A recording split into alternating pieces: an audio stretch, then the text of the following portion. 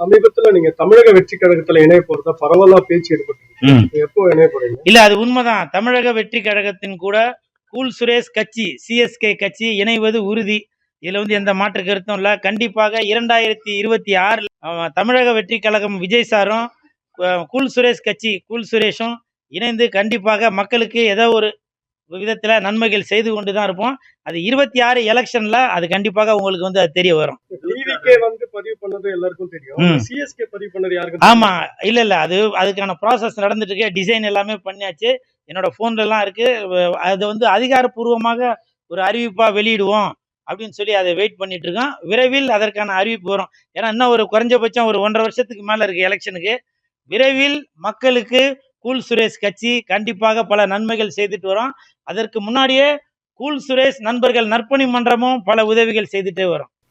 நாடாளுமன்ற தேர்தலில் வேட்பாளராக நிற்கிறதுக்கு வாய்ப்பு கண்டிப்பாக மக்கள் எதிர்பார்த்தால் கண்டிப்பாக நிற்பேன். அது மட்டும் இல்ல, எனக்கு அரசியல் கட்சியில நின்றுதான் அரசியலுக்கு வந்துதான் மக்களுக்கு உதவிகள் செய்யணும் அப்படின்ற ஒரு எண்ணம்லாம் இல்ல.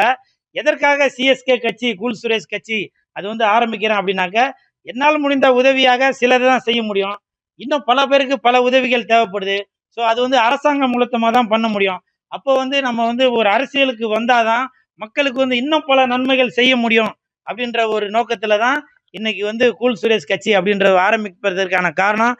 நீங்க நினைக்கிற மாதிரி கூல் சுரேஷ் கட்சி ஆரம்பிச்சு கோடி கோடியா பணத்தை சேர்த்து ஜெயிலுக்கு போறேன் அப்படின்றதுக்காகலாம் இல்ல, மக்களுக்கு நன்மைகள் செய்யணும் அப்படின்றதுக்காக தான் கூல் சுரேஷ் கட்சி ஆரம்பிக்கிறது. நடிகர் சிம்புவோட தீவிர ரசிகர். அவர் படத்தை கையில எண்ணி பார்த்திருக்கோம். புதுசா இப்போ ஐஸ்வரி கணேசன் போட்டோ கையில எண்ணி அவர் ரசிகரா இப்ப இல்லைங்களா? நீங்க ரசிகர்ல இருந்து விலகிட்டீங்க? இல்ல, ரசிகர்ல இருந்தெல்லாம் விலங்கல. எப்பவுமே அவர் என்னுடைய மனசுக்குள்ளதான் இருக்காரு.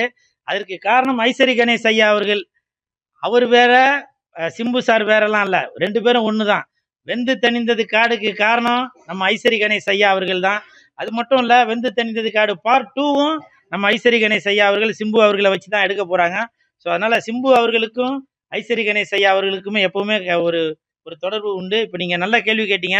என்னுடைய 2 கண்கள், ஒரு கண்ணு சிம்பு அவர்கள், இன்னொரு கண்ணு ஐஸ்வரி கணேஷ் ஐயா அவர்கள். ஸோ அந்த ஒரு நன்றி கடனுக்காக தான் இந்த நலத்திட்டங்கள் செய்து